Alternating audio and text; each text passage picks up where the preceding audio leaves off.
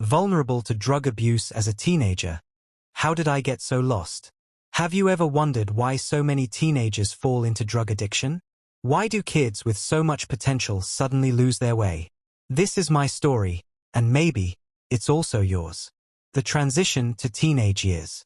When I turned 13, I officially stepped into my teenage years. Those so-called transformative years from 13 to 19, marked by that little suffix teen.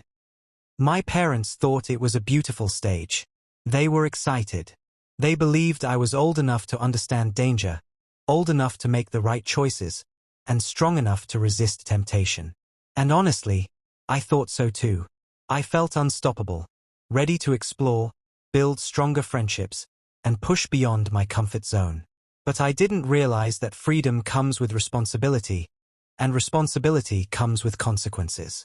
And sometimes, those consequences can last a lifetime. The slippery slope. My first real test came through Mark, the most popular guy in school. He had everything: wealthy parents, the latest gadgets, and more friends than you could count. But there was something odd about him. During breaks, he'd disappear into the woods, return back lighter, happier, almost like he was carrying a secret no one else knew. When I asked about it, he just smiled. One afternoon, just before school closed for the year, he finally invited me to join him. What I saw stopped me cold. Mark wasn't smoking ordinary cigarettes.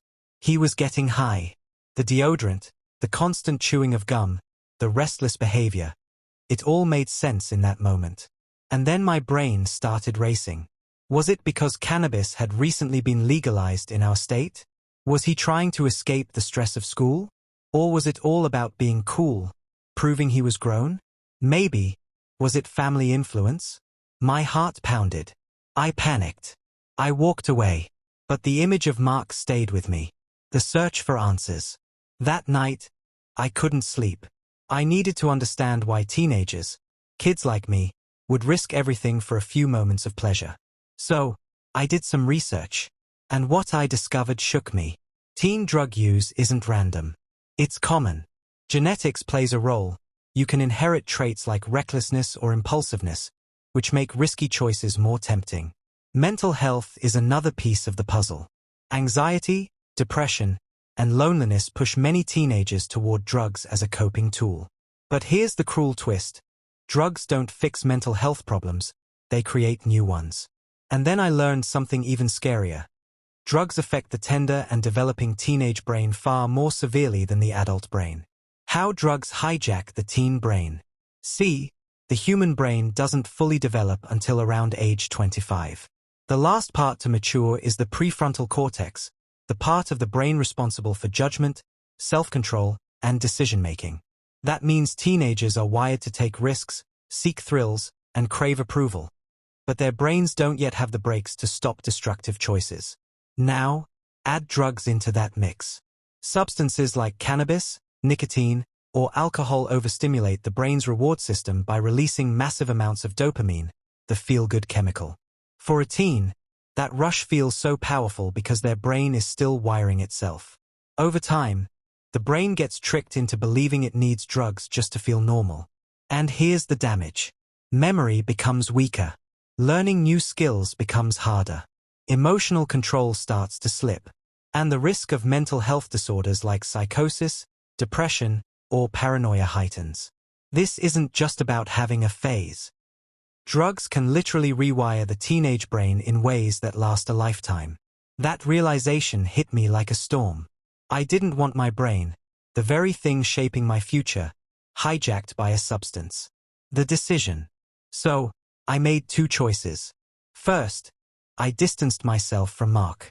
Not because I hated him, but because I valued my future more than fitting in. Second, I talked to my parents about what I saw. Together, we decided not to ignore Mark but to find a way to help him before it was too late. Because here's the truth. Addiction isn't about being a bad kid. It's about getting trapped in something that changes your brain, your personality, and your life. Key point. Growing up is supposed to be exciting. New friends, new freedoms, new adventures. But with freedom comes responsibility. Meeting Mark taught me this. One wrong step doesn't just change your weekend. It can change your entire life. To every teenager listening right now, protect your brain. Protect your future. The best adventures are the ones you can actually remember. The ones that leave you whole and not broken. If you found this story inspiring, eye-opening, or even surprising, hit that subscribe button to join the Recovery Lab. Drop your thoughts in the comments. Have you ever seen a mark in your school or community? Or maybe you felt that same pressure yourself. And please, share this video with someone who needs to hear it.